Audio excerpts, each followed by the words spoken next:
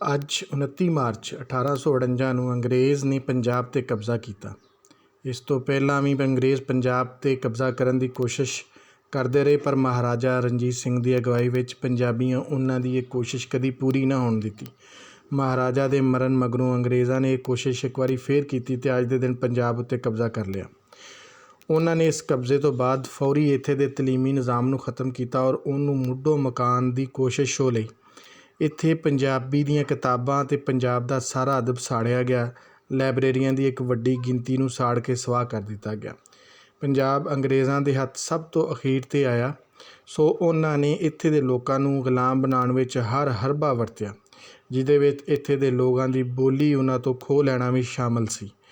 ਇਹ ਗੱਲ ਵੀ ਧਿਆਨ ਵਿੱਚ ਰਵੇ ਕਿ ਪੰਜਾਬ 'ਤੇ ਅੰਗਰੇਜ਼ਾਂ ਦੇ ਕਬਜ਼ੇ ਤੋਂ ਪਹਿਲੋਂ ਇੱਥੇ ਪੜ੍ਹੇ ਲਿਖੇ ਲੋਕਾਂ ਦੀ ਗਿਣਤੀ 80% ਤੋਂ ਵੱਧ ਦੱਸੀ ਜਾਂਦੀ ਹੈ। ਜਿਹੜੇ ਸਕੂਲ ਕਾਲਜ ਅੰਗਰੇਜ਼ਾਂ ਨੇ ਬਣਾਏ, ਉਹਨਾਂ ਵਿੱਚ ਜੋ ਪੜ੍ਹਾਇਆ ਜਾਂਦਾ ਸੀ ਉਹਦੇ ਵਿੱਚੋਂ ਪੰਜਾਬ ਅਤੇ ਪੰਜਾਬੀ ਨੂੰ ਗਾਇਬ ਕਰ ਦਿੱਤਾ ਗਿਆ ਔਰ ਉੱਥੇ ਪੜ੍ਹਨ ਵਾਲੇ ਪੜ੍ਹਾਰਾਂ ਨੂੰ ਸਿਰਫ ਅੰਗਰੇਜ਼ ਗੌਰਮੈਂਟ ਦੀ ਵਡਿਆਈ ਗਾਣ 'ਤੇ ਲਾ ਦਿੱਤਾ ਗਿਆ।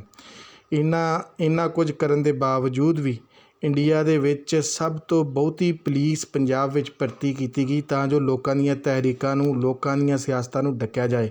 ਪਰ ਪੰਜਾਬੀਆਂ ਨੇ ਅੰਗਰੇਜ਼ਾਂ ਦੇ ਖਿਲਾਫ ਕਈ 100 ਤਹਿਰੀਕਾਂ ਚਲਾਈਆਂ, ਜਿਹਦੇ ਵਜੋਂ ਅੰਗਰੇਜ਼ਾਂ ਨੂੰ ਪੰਜਾਬ ਨੂੰ ਬਲਕਿ ਪੂਰੇ ਇੰਡੀਆ ਨੂੰ ਛੱਡ ਕੇ ਨੱਸਣਾ ਪਿਆ। ਅੱਜ ਅਸੀਂ ਇੱਕ ਆਜ਼ਾਦ ਮੁਲਕ ਵਿੱਚ ਰਹਿੰਦੇ ਹਾਂ, ਪਰ ਇੱਥੇ ਵੀ ਸਾਨੂੰ ਇੰਝ ਹੀ ਲੱਗਦਾ ਹੈ ਕਿ ਸਕੂਲਾਂ ਕਾਲਜਾਂ ਦੇ ਵਿੱਚ ਅੱਜ ਵੀ ਪੰਜਾਬ ਅਤੇ ਪੰਜਾਬੀ ਬਾਹਰ ਨੇ।